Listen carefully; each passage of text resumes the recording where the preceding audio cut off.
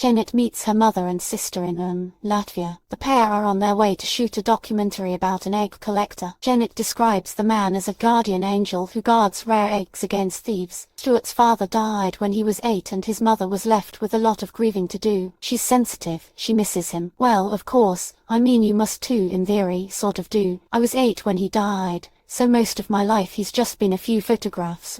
Mum had a crush on John Nettles. The guy who played Bergerac. Stuart made a model for my short video.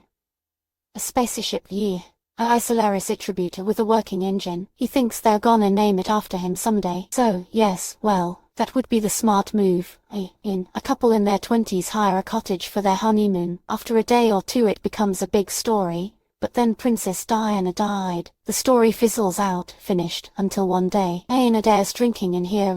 He drank in here all the time. Always sat right there. Iain Adair shot his mum and dad, then himself. Total wipeout of farmicide. While they're looking around the farm, they check out the cellar. Oh god, behind a wardrobe there's a hidden door leading to a bunker. Inside it's like a torture room. It'd give you nightmares.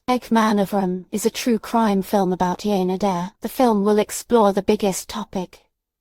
Life and death. It will be a solid piece, well made, high-end, and it's exploring the biggest topics. Pierre's dad was shot by Iain Adair and she says he's been forgotten in all of this. Pierre's mother was obsessed with the case, so she gave her VK to the show. The show is set in Waltonville, Florida and features footage of the area. Dawn and Simon Chalice were last seen alive in Loch Henry, Scotland. Despite extensive searches of the local area, there is still no sign of the missing couple. Iain Adair shot at the cops, shot his parents, shot himself. What they found underneath his farmhouse was even worse. Fucking horrible. My Kenny died because of that man. I'd wring his neck myself with these hands. Iain Adair's father was one of the victims of the murders. He was a policeman who was shot at the farm and later murdered. This gives him a voice and that's important to me, he says. Stuart's father tells him, "Have you never been in a death dungeon?" "No, I find it quite relaxing," Stuart's father says. "I'll get a light up. Is that your stage of blood mix that is still in the bag?" "This is lemon juice. Shows up under black light like piss and blood and spunk." Iain King.